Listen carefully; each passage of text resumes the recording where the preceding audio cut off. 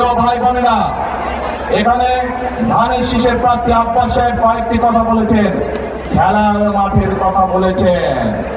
আমরা এর মধ্যে পরিকল্পনা গ্রহণ করেছি, এই ঢাকা সহ সারা ঢাকা মহানগরীতে অনেক জায়গায় আমাদের সন্তানদের জন্য খেলার মাঠ দরকার, মুরব্বীদের হাঁটাহাঁটি করার জন্য খোলা মাঠ দরকার, এলাকার মানুষের বুক ভরে শ্বাস নেওয়ার জন্য খোলা মাঠ দরকার।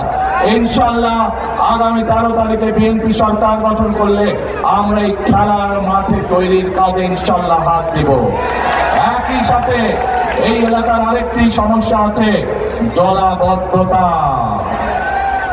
আজ আপনাদের সামনে আমি পরিষ্কার ভাবে বলে দিতে চাই, ঢাকা ৮ সহ ঢাকা মহানগরী সহ সকল পর্যায়ে যে জলাবদ্ধতা আছে, সবচাইতে দ্রুততার সাথে ইনশাআল্লাহ এই সমস্যার সমাধান আমরা করব ইনশাআল্লাহ।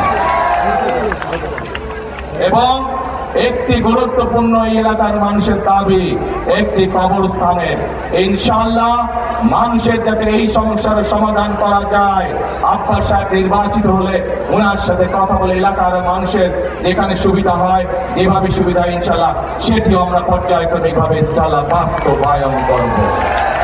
এখন প্রিয় ভাই বোনেরা, আমি তো আপনাদের সামনে আমার দলের পরিকল্পনার কথা তুলে ধরলাম।